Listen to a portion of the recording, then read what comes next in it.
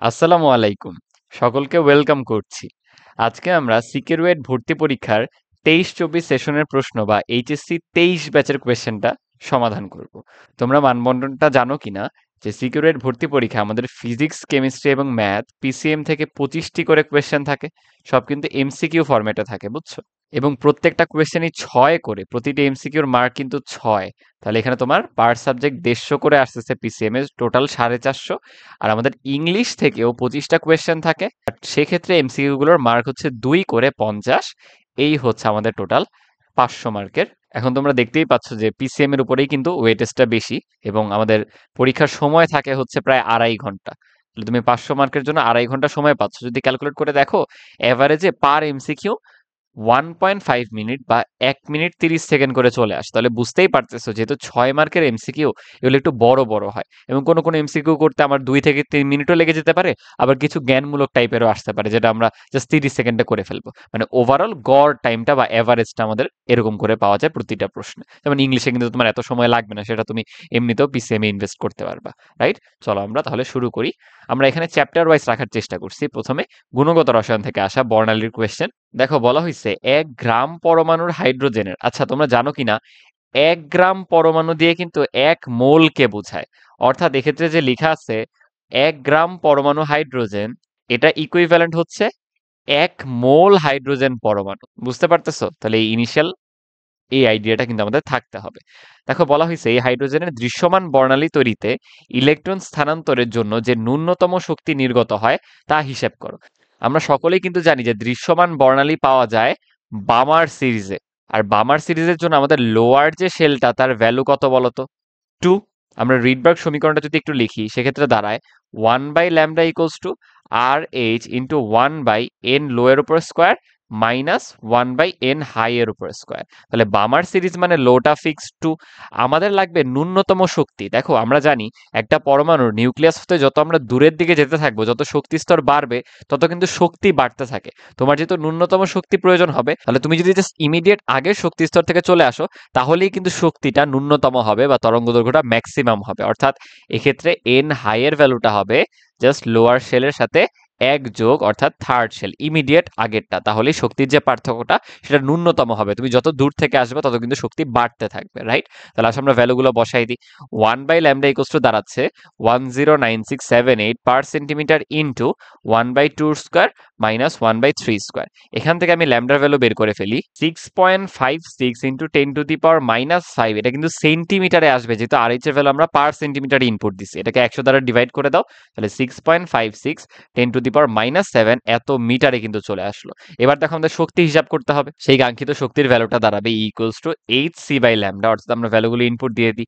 6.626 10⁻34 into 3 into 10⁸ divided by আমাদের ল্যামডার ভ্যালুটা মিটারে ইনপুট দিয়ে দিই। এখান থেকে আসতেছে 3.028 ইন্টু 10⁻⁻19 এত জুল, এবং আমরা দাগায় দিব ডি নাম্বারটা। এবং এখানেই কিন্তু তোমার প্রশ্নকর্তা ফাঁদটা পেতে রাখছে। দেখো, ডি নাম্বারটা কিন্তু অপশনে আছে, বাট এটা কিন্তু উত্তর হবে না। কারণ লক্ষ্য করো, আমরা যে ক্যালকুলেশনটা করলাম, সেটা কিন্তু একটি হাইড্রোজেন পরমাণু দৃশ্যমান বর্ণালীর বিকিরণ আমাদেরকে বলতেছে 1 মোলের জন্য বের করো। কেয়ারফুল কিন্তু। তাহলে দেখো, আমরা জানি কি মোল নাম্বার n ইকুয়ালস টু পরমাণুর সংখ্যা ডিভাইডেড বাই অ্যাভোগাড্রো নাম্বার। তোমাকে বলছে 1 মোলের জন্য বের করতে, তাহলে 1 mole equals to n divided by na। তাহলে তোমার পরমাণুর সংখ্যা n দাঁড়াচ্ছে কি বলতো? 1-এর সাথে অ্যাভোগাড্রো নাম্বার গুণ, অর্থাৎ ঠিক এতটি। এই যে অ্যাভোগাড্রো সংখ্যকটি। তাহলে আমরা যে শক্তির ভ্যালুটা বের করছি, সেটা একটি পরমাণুর জন্য। তাহলে এনটির জন্য শক্তি কি হবে বলতো? En equals to just Avogadro number গুণ করে দাও এটার সাথে। দেখো, ভ্যালুটা চলে আসলো 1.82 ইন্টু 10⁵ এত জুল কিন্তু। তাহলে এখান থেকে আমাদের কারেক্ট আনসার কিন্তু আসতেছে সি নাম্বার অপশনটা, ডি নাম্বারটা না, কিন্তু এটা কিন্তু ফাঁদ পাতা ছিল। চলো আমরা পরের কোয়েশ্চেনটায় যাই। দেখো, এখানে বলা হয়েছে হিলিয়ামের প্রকৃত ভর আমাদের এএমইউ এককে দেওয়া। এখান থেকে প্রতি নিউক্লিয়নে বন্ধন শক্তি বের করতে বলছে। আমরা সকলে কি জানি বলতো? যে ওই পরমাণুটায় ভর ত্রুটি যদি ডেল্টা এম হয়, তাহলে তার বন্ধন শক্তি ই হবে সেই delta M into C square. এবং এটা আমরা শর্টকাটে কিভাবে বের করতে পারি? তুমি ভর ত্রুটিটাকে এএমইউ এককে নাও। অর্থাৎ ভর ত্রুটিটাকে আমরা এএমইউ এককে নিব, তার সাথে 931.5 এত গুণ করে দিলেই কিন্তু অ্যান্সারটা মেগা ইলেকট্রন ভোল্ট এককে চলে আসে, মনে আছে কিনা সবার? তাহলে আসলে আমরা করে ফেলি। আগে আমাদের ডেল্টা এম বা ভর ত্রুটিটা বের করতে হবে এএমইউ এককে। ভর ত্রুটি কিভাবে বের করে? অ্যাকচুয়ালি যতটুকু ম্যাস আসার কথা তার থেকে বিয়োগ করে দিব প্রকৃত ম্যাসটা। অর্থাৎ দেখো, হিলিয়ামে আমরা জানি দুইটা যদি প্রোটন থাকে তাহলে নিউট্রন আছে দুইটা। তাহলে দেখো আমরা লিখতে পারি mass of proton plus mass of neutron, তার থেকে আমরা বিয়োগ করে দিব আমরা এক্সপেরিমেন্টাল যে ভরটা পাইছি মেপে সেটা। তাহলে ভর ত্রুটিটা চলে আসতেছে 0.03036 এত এএমইউ। তাহলে এটাই আমরা জাস্ট ইনপুট দিয়ে দিই 0.03036 ইন্টু 931.5। তাহলে আমরা মেগা ইলেকট্রন ভোল্ট এককে কিন্তু বন্ধন শক্তিটাকে পেয়ে যাব। চলে আসতেছে 28.28 এত মেগা ইলেকট্রন ভোল্ট। বাট দেখো অপশন কোনটার সাথে মিলতেছে না। তার আগে একটু লক্ষ্য করো, আমাদের বলছে প্রতি নিউক্লিয়নের বন্ধন শক্তি। তাহলে নিউক্লিয়ন বলতে কিন্তু বোঝায় ভর সংখ্যা, বুঝতেছো? হিলিয়ামের ভর সংখ্যা কত? 4 না? তাহলে আমাদের নিউক্লিয়ন প্রতি বন্ধন শক্তির জন্য ই কে ভর সংখ্যা বা নিউক্লিয়র নাম্বার দ্বারা ভাগ দিয়ে দিতে হবে বাইন্ডিং এনার্জিটাকে। 0.07 এত মেগা ইলেকট্রন ভোল্ট পার নিউক্লিয়ন কিন্তু চলে আসতেছে। বাট আনফরচুনেটলি কোয়েশ্চেন আমাদের এককটা ভুল ছিল। দেখো অনেকে ডাইভার্ট হয়ে যাবে যে এএমইউ তে দেওয়া আছে, তাহলে হয়তো আমি ভর ত্রুটি অবধি বের করে রেখে দিলেই হবে, তখন অপশন দেখো আর মিলবে না। বাট এখানে ভুল ছিল, অ্যাকচুয়ালি এককগুলা এএমইউ তে হবে না। সিকিউরিটির ভর্তি পরীক্ষা এটা মিস্টেক ছিল। এটা কিন্তু মেগা ইলেকট্রন ভোল্ট পার নিউক্লিয়ন এই এককে দেওয়া থাকতে হবে। তাহলেই কিন্তু আমাদের অপশন সি নাম্বারটা কারেক্ট অ্যান্সার চলে আসতেছে। ক্লিয়ার? তাহলে যারা একটু ধরতে পারছে অ্যাকচুয়ালি ম্যাথটা প্রসেস অনুযায়ী করবে, তারা কিন্তু দাগায় দিয়ে আসতে পারবে যে অপশনটা ভুল ছিল। জাস্ট চলো আমরা পরের কোয়েশ্চেনে চলে যাই। দেখো এই কোয়েশ্চেনটা আমাদের গুণগত রসায়নের দ্রাব্যতা থেকে আসছে। বলা আছে 85°C তাপমাত্রায় কোনো লবণের সম্পৃক্ত দ্রবণকে আমরা 30°C নিয়ে আসছি শীতল করে। ঠিক আছে, দুইটা তাপমাত্রাতেই দ্রাব্যতা দেওয়া আছে। 85-তে ছিল 150, আর যখন তুমি কমায় ফেলছো তাপমাত্রা তখন দ্রাব্যতা কমে গেছে, 85 গ্রাম হয়ে গেছে পার 100 গ্রাম পানিতে। এবং বলা হয়েছে 70 ml পানিতে প্রস্তুত ওই লবণের সম্পৃক্ত দ্রবণ হতে কত গ্রাম লবণ অদক্ষিপ্ত হবে। আমরা বলতো শুরুতে কোথায় ছিলাম? আমরা কিন্তু 85°C তাপমাত্রায় ছিলাম। তাহলে সেই অবস্থায় আমরা ফর্মুলা কি জানি বলতো? দ্রাব্যতা ইকুয়ালস টু দ্রব ডিভাইডেড বাই দ্রাবক ইন্টু হচ্ছে 100। যেহেতু দ্রবণটা অলরেডি সম্পৃক্ত ছিল, তাহলে আমাকে বলতো, আমি যদি ধরে নেই দ্রব এক্স গ্রাম এবং দ্রাবক কিন্তু আমাদের কোয়েশ্চেনে গিভেন, দেখো পানি আমরা কতটুকু নিছিলাম? 70 ml, আর পানির ঘনত্ব যেহেতু 1000 কেজি পার মিটার কিউব, তাই সরাসরি কিন্তু এটা আমি 70 গ্রামই লিখে ফেলতে পারবো। আমি এই কোয়েশ্চেন যদি ভ্যালুটা ইনপুট দিয়ে দিই, দেখো আমাদের S85 বা 85°C তাপমাত্রায় দ্রাব্যতা কত? 150।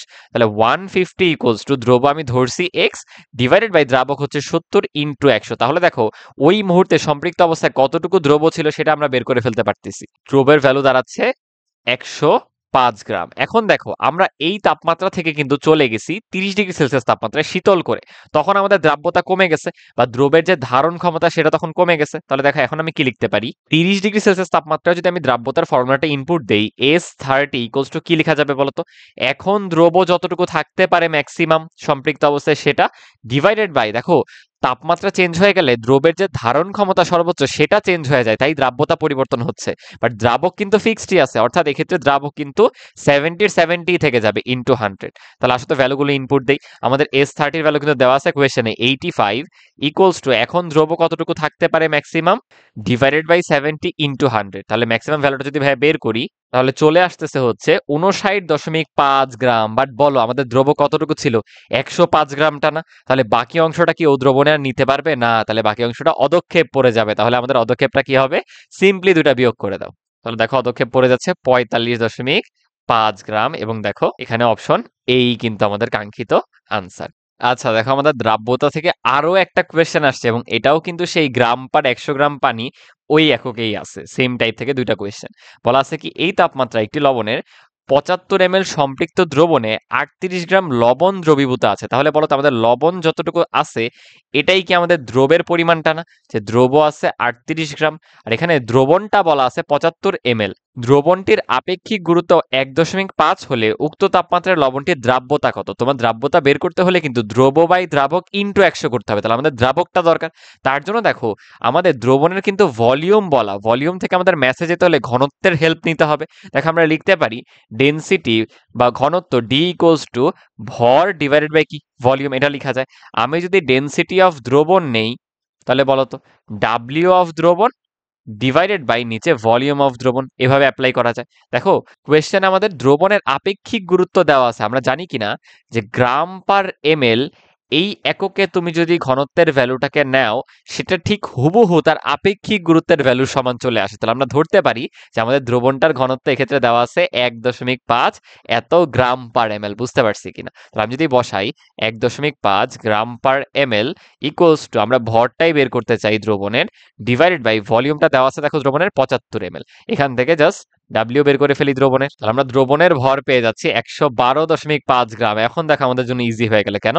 তাহলে দ্রাবক দাঁড়াবে, দ্রবণ থেকে জাস্ট দ্রবকে বিয়োগ করে দাও, 112.5 মাইনাস 38 এত গ্রাম। দেখো দ্রাবক পেয়ে যাচ্ছি সিম্পলি 74.5 গ্রাম। এখন আমাদের দ্রাব্যতার ডেফিনেশন সরাসরি অ্যাপ্লাই করো। ওই তাপমাত্রা আমাদের দ্রাব্যতা হবে দ্রব বাই দ্রাবক ইন্টু কিন্তু 100, যেহেতু সেটা সম্পৃক্ত দ্রবণ ছিল। তাহলে দ্রবের ভ্যালু দেওয়া ছিল 38 গ্রাম, ডিভাইডেড বাই দ্রাবক আমরা বের করলাম 74.5 ইন্টু হচ্ছে 100। এখান থেকে চলে আসতেছে 51.0067 এত। এটাই কিন্তু আমাদের দ্রাব্যতা গ্রাম পার 100 গ্রাম H2O এই এককে। কিন্তু দেখো কোয়েশ্চেনে যে অপশন দেওয়া তার কোনোটার সাথেই কিন্তু মিলতেছে না, অর্থাৎ এক্ষেত্রে কোনো কারেক্ট আনসার নাই, নো আনসার।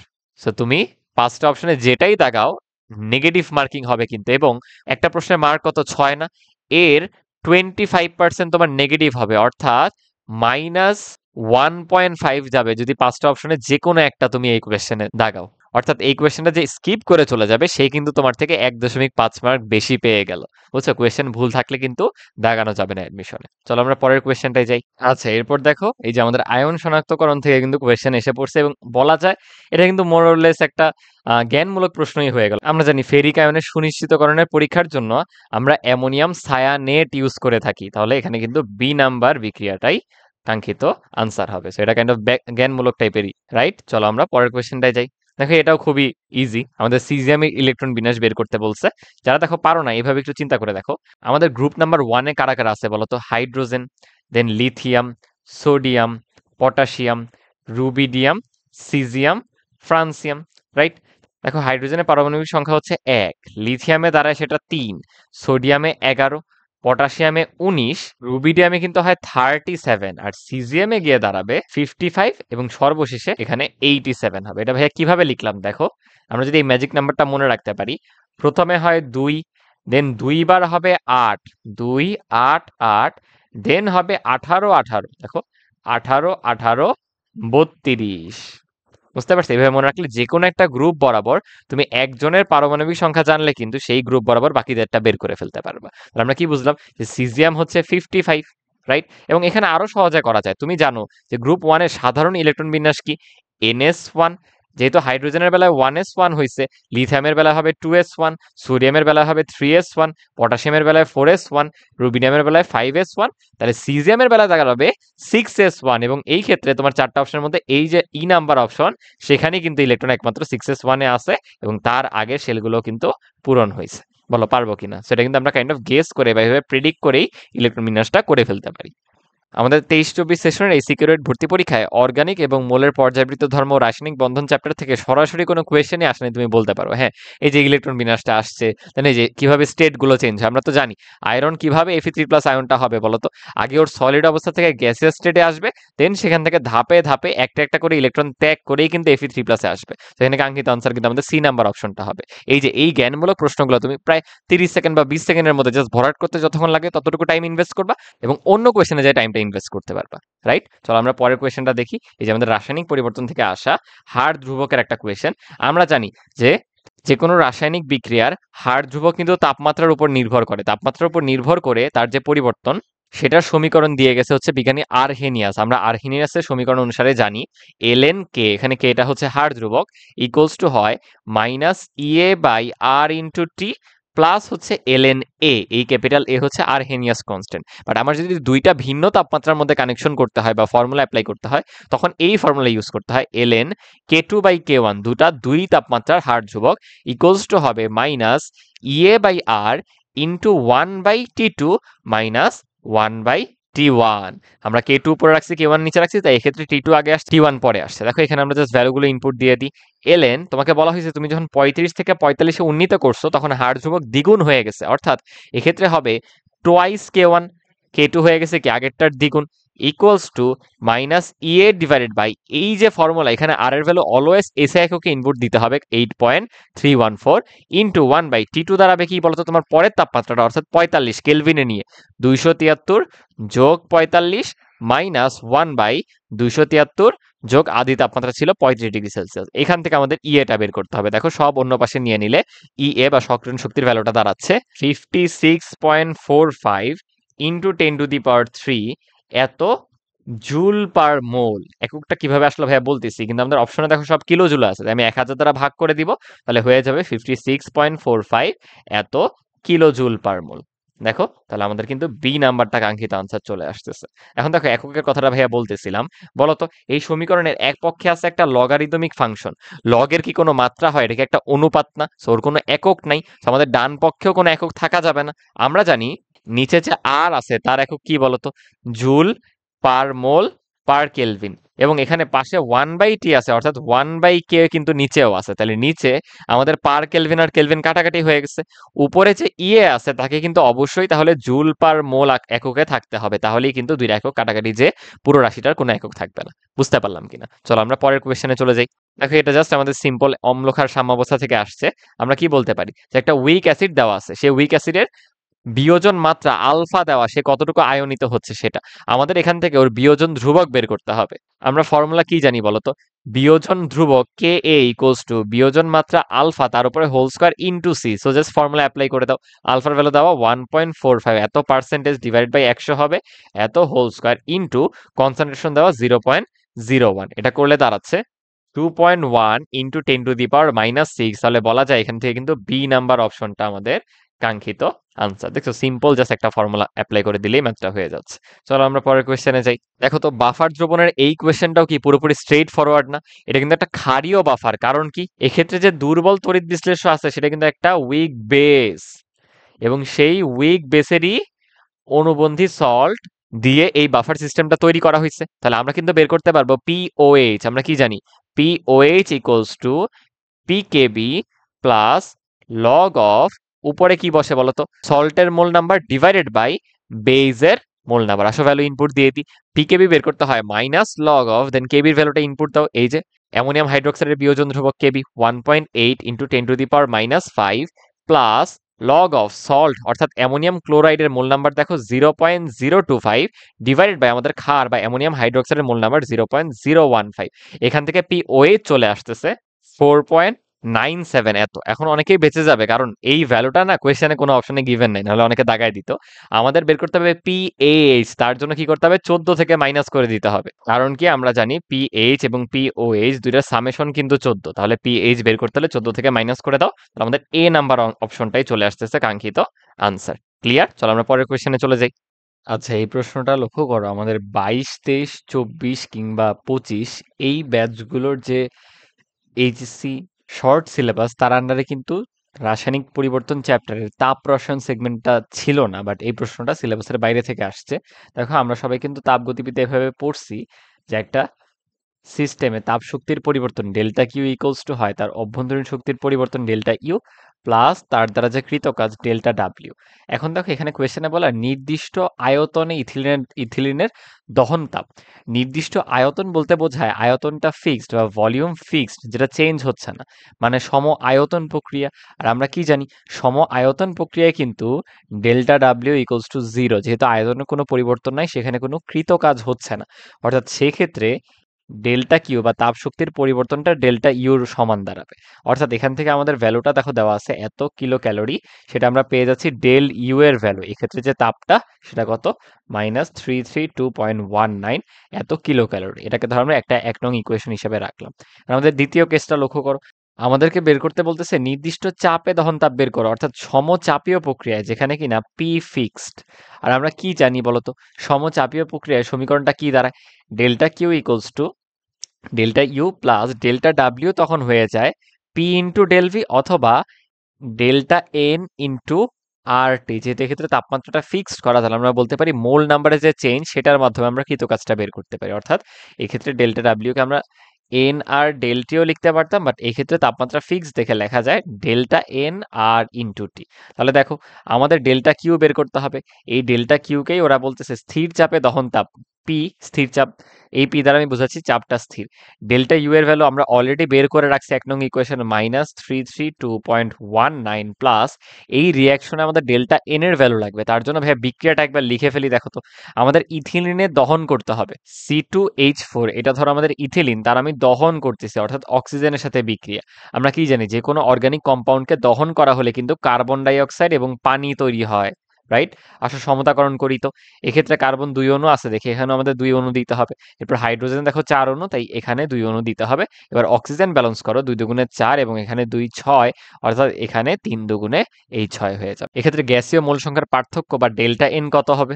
ইথিলিন কিন্তু গ্যাসীয় অবস্থায় আছে, অক্সিজেনও গ্যাসীয়, কার্বন ডাই অক্সাইডও গ্যাসীয়, বাট পানিটা কিন্তু এখানে লিকুইড আকারে তৈরি হয়, রাইট? তাহলে আমাদের ডেল্টা এন এর ভ্যালু হবে 2 মাইনাস, এক্ষেত্রে দেখো 3 প্লাস 1, তাহলে চলে আসতেছে কিন্তু -2। ভাই যদি ভ্যালুটা ইনপুট দেই -2 ইন্টু আর এর ভ্যালু বসাতে হবে 8.314 এত joule per mole per kelvin into temperature 290 kelvin. আচ্ছা আমরা এখানে কিন্তু জুলে রাখছিলাম, বাট দেখো আমাদের -332.19 এই শক্তির এককটা কিন্তু কিলো ক্যালোরিতে আছে। তাহলে আমরা এটাকেও কিলো ক্যালোরিতে নিয়ে যাই। ক্যালোরিতে নিতে হলে আগে আমি 4.2 দ্বারা ডিভাইড করতেছি, দেন 1000 দ্বারা আরো ভাগ করে দিলে কিলো ক্যালোরিতে চলে গেল। তাহলে এখান থেকে আমরা ডেল্টা এইচ পাচ্ছি -333.34 এত কিলো ক্যালোরি। লক্ষ্য করো তো এটা কোনটার সাথে মিলতেছে? আমাদের ই নাম্বার অপশনের সাথে মিলে যাচ্ছে। তাহলে এখানে কাঙ্ক্ষিত উত্তর হচ্ছে ই নাম্বার। এটা শর্ট সিলেবাসের বাইরের কোয়েশ্চেন ছিল। আচ্ছা চলো আমরা পরের কোয়েশ্চেনটা চলে যাই। আচ্ছা দেখো আমরা অলরেডি সেকেন্ড পেপারে চলে আসছি। আমাদের পরিবেশ রসায়ন থেকে আসা প্রশ্ন। এত তাপমাত্রা এবং এত চাপে অক্সিজেন গ্যাসের ঘনত্ব দেওয়া আছে, অন্য আরেকটা তাপমাত্রা এবং অন্য আরেক চাপে ঘনত্ব বের করতে বলছে। বলতো আমরা গ্যাসের ক্ষেত্রে ঘনত্বের ফর্মুলা কি জানি? D = PM/RT না? যেহেতু এক্ষেত্রে আরটা কনস্ট্যান্ট এবং আমরা অক্সিজেন গ্যাস নিয়ে কাজ করতেছি, তাহলে এমটাও ফিক্স। তাহলে আমরা কি বলতে পারি যে ডি এর সাথে পি এর সম্পর্ক সমানুপাতিক এবং ডি এর সাথে কিন্তু টি এর সম্পর্ক ব্যস্তানুপাতিক।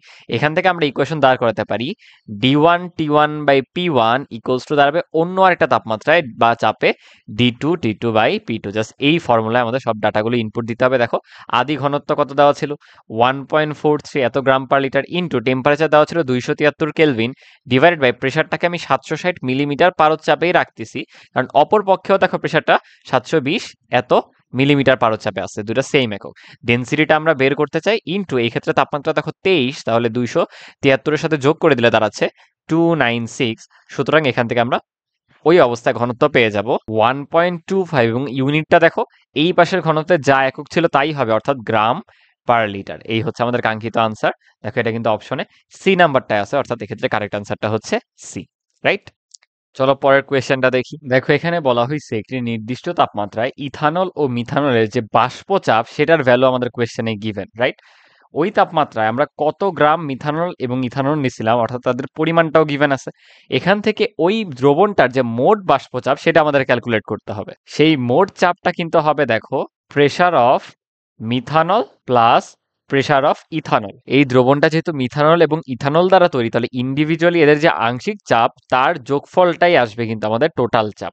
বুঝছি? তাহলে আংশিক চাপ বের করার জন্য আমাদের কি করতে হবে বলতো? মিথানলের মোল ভগ্নাংশ ইন্টু ওর যে বাষ্পচাপ সেটাকে গুণ দিতে হবে। তাহলে এটা আমি মিথানলের জন্য বুঝাইলাম। প্লাস ইথানলের যে মোল ভগ্নাংশ ইন্টু ওর যে বাষ্পচাপ সেটা দ্বারা গুণ করতে হবে, রাইট? এর জন্য চলো আমরা শুরুতে একটু মোল নাম্বার অফ মিথানল এবং মোল নাম্বার অফ ইথানলটা বের করে আসি। যেহেতু ভর দেওয়া আছে তাহলে আমরা W/M করে বের করতে পারবো দুই ক্ষেত্রেই। মিথানলের ক্ষেত্রে দেখো ভরটা দেওয়া আছে 40 গ্রাম আর এক্ষেত্রে মোলার ম্যাস আসবে 32। আর ইথানলের বেলায় ভর দেওয়া আছে 60 আর মোলার ম্যাস আসবে, মানে মিথানলের বেলায় থাকতেছে 5/4 এত। আমি ভগ্নাংশতেই রাখতেছি, আমাদের ক্যালকুলেট করতে ইজি হবে। আর এই ক্ষেত্রে আসতেছে 30/23 এত মোল। এখন দেখো তুমি যখন মোল ভগ্নাংশ নিবা, উপরে নিজের মোল, মিথানলের নিজের মোল কত বলো? 5/4 ডিভাইডেড বাই নিচে মোট মোল, অর্থাৎ 5/4 প্লাস 30/23 ইন্টু হবে ওর যে বাষ্পচাপ 11.8। একইভাবে প্লাস দে ইথানলের বেলায় উপরে নিজের মোল 30/23, নিচের টোটালটা 30/23 প্লাস 5/4, এটার সাথে গুণ হবে ওর যে আংশিক চাপ যেটা হচ্ছে 6।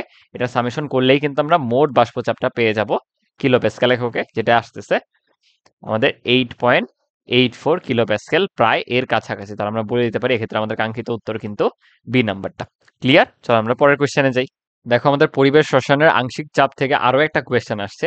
আমরা এত তাপমাত্রায় নাইট্রোজেন, অক্সিজেন এবং হাইড্রোজেন গ্যাসকে মিশ্রিত করছি, ওদের নিজস্ব আয়তন এবং চাপ ছিল। যেই পাত্রে ওদেরকে মিশ্রিত করছি তার আয়তন আবার 2.4 লিটার। এখান থেকে অন্য আরেকটা তাপমাত্রায় চাপ বের করতে হবে। তাহলে আমাদের ডাল্টনের আংশিক চাপ সূত্র ইউজ করতে হবে, যেটা দেখো আমরা এরকম জানি যে মোট যে চাপ P total into V total, সেটা হবে ইন্ডিভিজুয়ালি এদের আয়তন এবং চাপের গুণফলের সমষ্টি বা সামেশনের সমান, রাইট? তাহলে এখান থেকে দেখো আমাদের মোট যে চাপ বা পি টোটালটা বের করতে হবে, সেটার ভ্যালু কত দাঁড়াবে? দেখো P1V1 আমি ধরো প্রথমে নিচ্ছি হচ্ছে নাইট্রোজেনকে, তার জন্য চাপ হচ্ছে 350 মিলিমিটার পারদ চাপ ইনটু ভলিউমটা হচ্ছে 500। তোমরা বলবো ভাইয়া কোনোটার একক আপনি যে কনভার্ট করলেন না, দরকার নাই। তাহলে আমাদের প্রেশারটাও মিলিমিটার পারদ চাপে বের হবে, আর ভলিউমগুলো সব আমরা এমএল এ বসাবো, মিলিলিটারে। তাহলে দেখো এরপর আমি অক্সিজেনেরটা ইনপুট দিই, 700 মিলিমিটার পারদ চাপ ইন্টু 700 ml, প্লাস হাইড্রোজেনেরটা কত হবে বলো, 300 ml ইন্টু 760 মিলিমিটার পারদ চাপ, ডিভাইডেড বাই টোটাল যে ভলিউম, এটা কিন্তু লিটারে বসাইলে হবে না, এমএল এ বসাইতে হবে, অর্থাৎ 2400। তাহলে আমরা চাপের ভ্যালুটা মিলিমিটার পারদ চাপে কিন্তু পেয়ে যাব, এবং এখান থেকে ভ্যালুটা আসতেছে 372.08 এত মিলিমিটার পারদ চাপ। এবং এই দেখো এই প্রশ্নে কিন্তু ফাঁদ পাতা, আমরা এ নাম্বার দাগাই দিতে যাবো, বাট এ কিন্তু হবে না, কারণ আমরা যেটা বের করছি এটা বের হয়েছে 17 ডিগ্রি সেলসিয়াস তাপমাত্রায়। এই সূত্র আমরা অ্যাপ্লাই করতে পারি যখন তাপমাত্রাটা স্থির, এই পুরো প্রসিজারে টি স্থির ছিল, টি ফিক্স ছিল। বাট আমরা এখন চলে গেছি 35 ডিগ্রি সেলসিয়াস তাপমাত্রায়, তখন বলো কি হবে? তখন আমরা সিম্পলি জাস্ট চাপীয় সূত্র অ্যাপ্লাই করে দিব, P1/T1 ইকুয়ালস টু P2/T2। ধরো আমরা 35 ডিগ্রি সেলসিয়াস তাপমাত্রায় যে চাপটা বের করতে চাই সেটা আমাদের P2, সেটা দাঁড়াবে কি P1/T1 ইন্টু T2, অর্থাৎ আমাদের আগে যে চাপ বের হয়েছে 372.08 ইন্টু T2 কত বলো, 273-এর সাথে 35 যোগ হবে অর্থাৎ 308, ডিভাইডেড বাই T1 আদি তাপমাত্রা ছিল 17 অর্থাৎ 290। বসায় দেখো ভ্যালুটা চলে আসবে 395.18 এত মিলিমিটার পারদ চাপের কাছাকাছি। তাহলে আমাদের কাঙ্ক্ষিত উত্তর কিন্তু এক্ষেত্রে সি নাম্বার অপশন। বলো ক্লিয়ার কিনা? এগুলো কিন্তু আমাদের একবার রেগুলার টাইপ, ইভেন আমাদের বোর্ড পরীক্ষার সিকিউতেও কিন্তু এই টাইপের আসে। জাস্ট আমাদের এখানে 3টা গ্যাসের মিশ্রণ ছিল, ওখানে হয়তো বা 2টা গ্যাসের মিশ্রণ দিয়ে দেয়, রাইট? চলো আমরা পরের কোয়েশ্চেনে যাই। দেখো সিম্পল একটা কোয়েশ্চেন, এত তাপমাত্রা এত গ্রাম মিথেন গ্যাসের গড় গতিশক্তি বের করা। আমরা কি জানি বলতো? ইকে ইকুয়ালস টু 3/2 nRT। যেহেতু আমাদের ভর দেওয়া আছে, আমরা এক্ষেত্রে মোল নাম্বারকে W/m বা ভরের ফরম্যাটে ভাঙবো এত। তাহলে গতিশক্তি হবে 3/2 ইন্টু W দেওয়া আছে 32 গ্রাম। আমরা জানি মিথেনের মোলার ম্যাস হচ্ছে 16 ইন্টু, এক্ষেত্রে যেহেতু গতিশক্তি এসআই ইউনিটে রাখতে হবে, তাই আর এর ভ্যালু 8.314 বসবে, ইন্টু তাপমাত্রা 27-এর সাথে 273 যোগ করে দাও, 300 এত কেলভিন। তাহলে জুলে ভ্যালুটা চলে আসতেছে 7482.6 এত জুল। এবং দেখো স্ট্রেট কাট এই ভ্যালুটাই কিন্তু আমাদের বি নাম্বার অপশনে আছে, অর্থাৎ এই ক্ষেত্রে কাঙ্ক্ষিত আনসারটা কিন্তু বি নাম্বার। আমাদের পরিবেশ রসায়ন থেকে কিন্তু অনেকগুলো কোয়েশ্চেন আসছিল এই 23-24 সেশনে সিকিউরিটি ভর্তি পরীক্ষায়। দেখো আমরা পরের কোয়েশ্চেনে যাই। বলা হয়েছে ব্লু ভিট্রিয়লে কেলাস পানির শতকরা পরিমাণ বের করো। ব্লু ভিট্রিয়ল কিন্তু আমাদের তুতে, জানি কিনা, এবং তুতের সংকেত হচ্ছে কপার সালফেট এবং সাথে 5 অণু পানি। এই যে সাথে যে 5 অণু পানি থাকতেছে এটাকেই বলা হয় কেলাস পানি। এই শতকরা পরিমাণ কিভাবে বের করবা?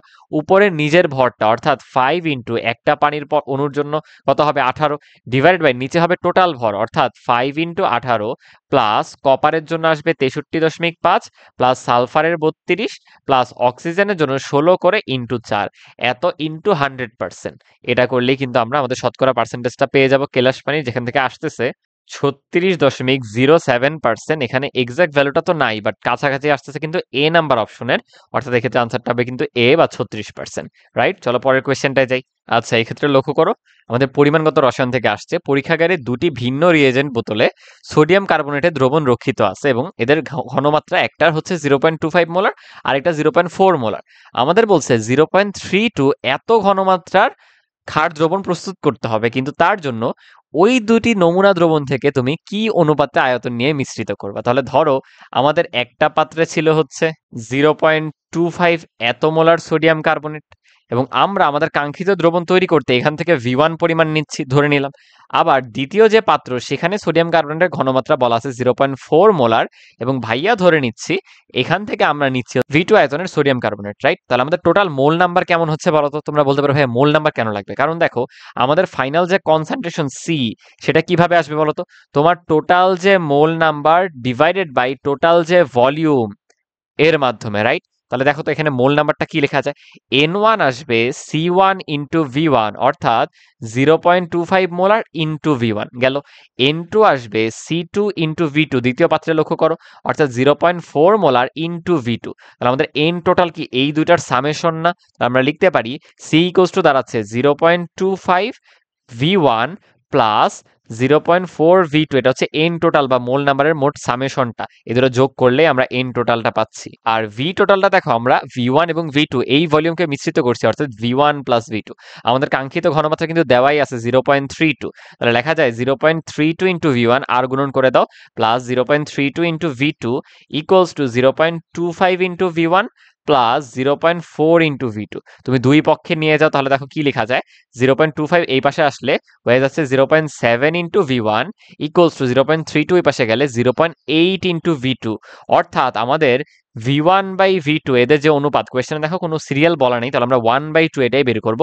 V1 বাই V2 সেটা কিন্তু দাঁড়াচ্ছে 0.8 বাই 0.7 বা একবারে লেখা যায় 8/7, দুইটাকে 10 দ্বারা গুণ করে তো 8/7 কিন্তু আমাদের অনুপাত বা 8:7, এই যে ই নাম্বার অপশনটা। বুঝতে পারছি, বেসিক ধরে ধরে করতে পারলে আশা করি এই ম্যাথে কোনো ইস্যু হবে না। চলো আমরা পরের কোয়েশ্চেনটা চলে যাই। দেখো এটা একদম সিম্পল, আমাদের কনসেন্ট্রেশনটা দেওয়া আছে মোলারিটি ফরম্যাটে। এই মোলারিটি থেকে ঘনমাত্রাটাকে আমাদের জাস্ট প্রকাশ করতে হবে শতকরা এককে। এর জন্য কিন্তু একটা শর্টকাট ফর্মুলা আছে যে কনসেন্ট্রেশন যদি তুমি মোলারিটি এককে বের করতে চাও সেটার সি ইকুয়ালস টু হয় 10 ইন্টু এক্স বাই এম। এক্ষেত্রে সিটা হচ্ছে মোলারিটি ফরম্যাট এবং চিন্তা করে নাও এক্স পার্সেন্টেজটা হচ্ছে আমাদের শতকরা ফরম্যাট। এই তাহলে আসো তো আমরা করার চেষ্টা করি। আমাদের কনসেন্ট্রেশন মোলারিটি এককে জানা আছে 0.2 ইকুয়ালস টু 10 ইন্টু আমরা শতকরা এককে ঘনমাত্রাটা বা এক্সটাই বের করতে চাই divided by molar mass. Sodium কার্বনেটের জন্য দেখবা করে আসে 106, তাহলে এখান থেকে এক্স এর ভ্যালু দাঁড়াচ্ছে 2.12। তাহলে আমরা বলতে পারি কি বলতো 2.12 এত শতাংশই হচ্ছে এই দ্রবণটা শতকরা এককে ঘনমাত্রা। দেখো একেবারে সিম্পল একটা ফর্মুলাই জাস্ট।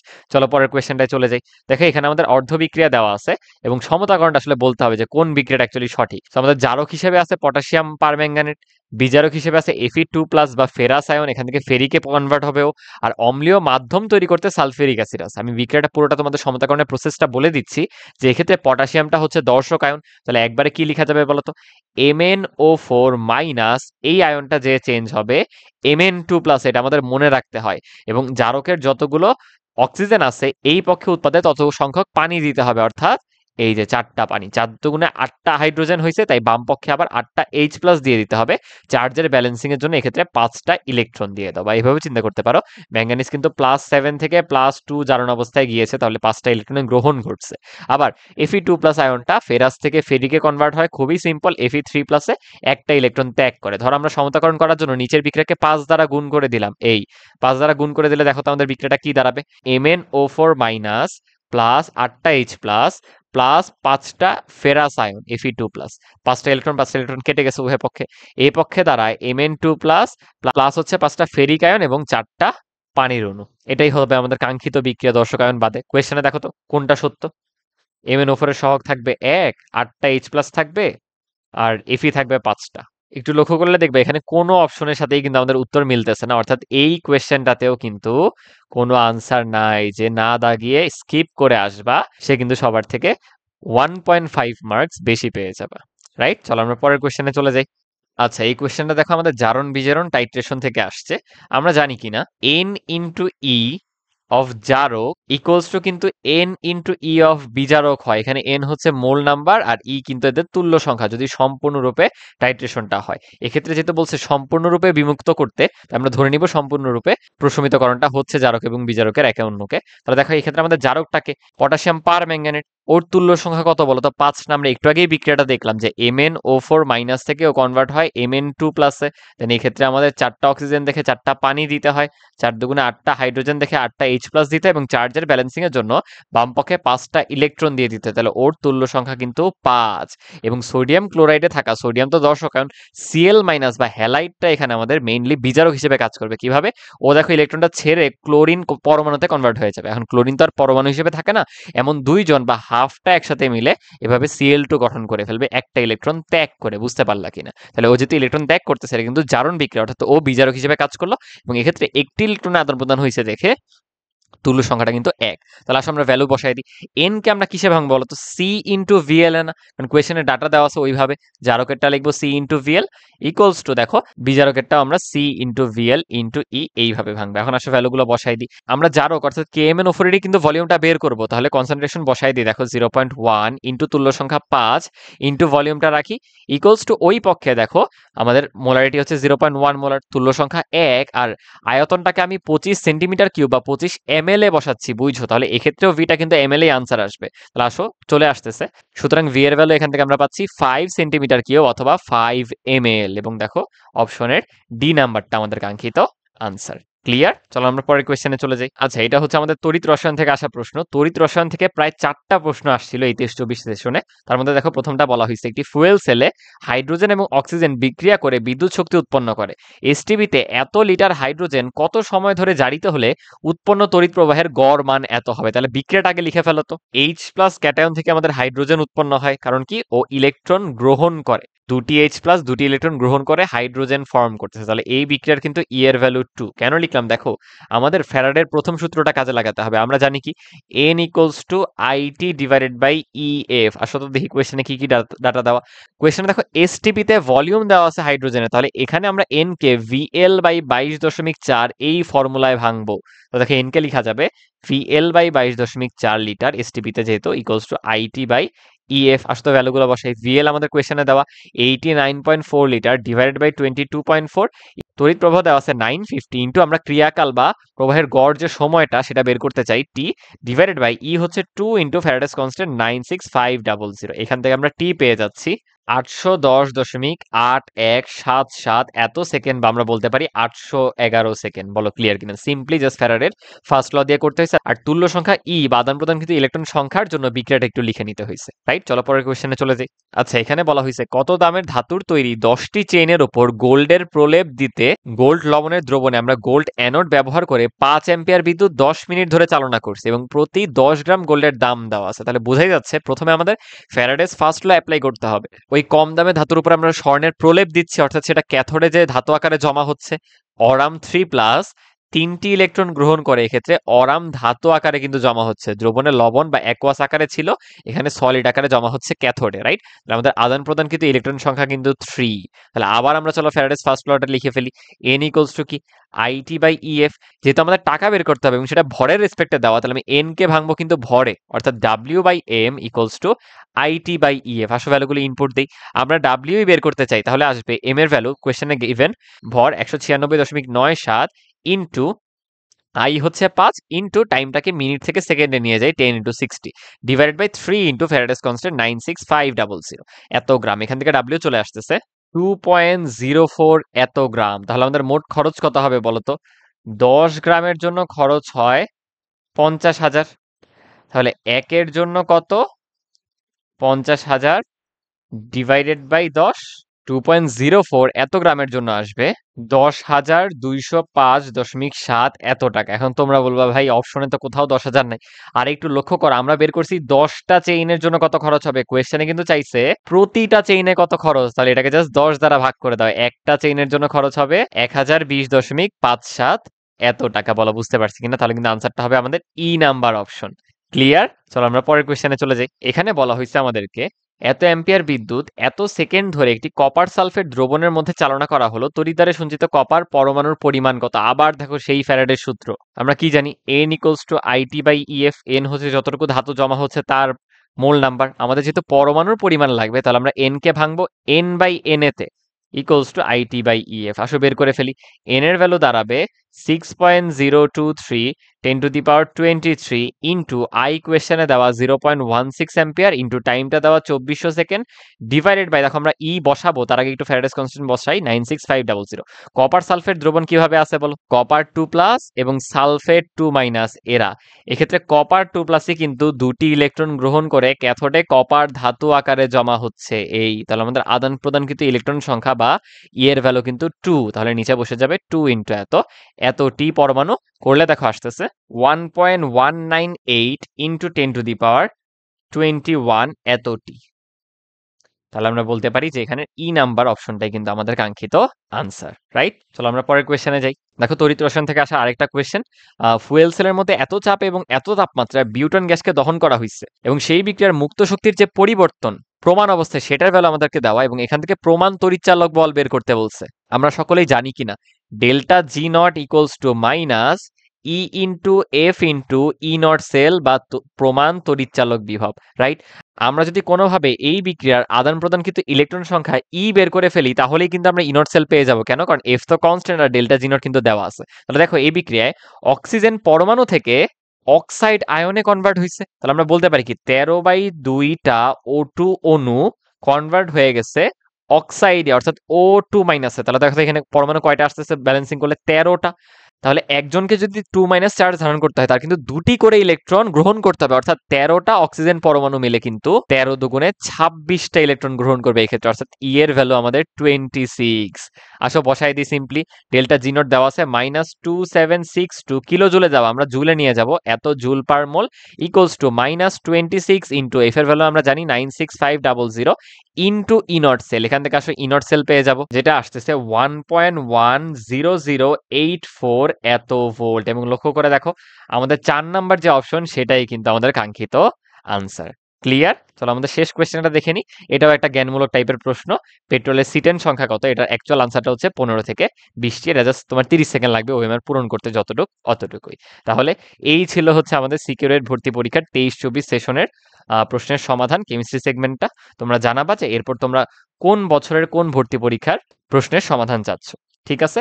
আশা করি ভাইয়া প্রপারলি যেভাবে এক্সপ্লেন করে দিছি তোমাদের এখানে আর কোনো ডাউট থাকবে না। কয়েকটা প্রশ্ন ছিল যেগুলোর কোনো আনসার ছিল না, ওগুলো কিন্তু স্কিপ করা লাগতো। ঠিক আছে? তাহলে আল্লাহ হাফেজ সবাইকে। আসসালামু আলাইকুম। Thank you so much.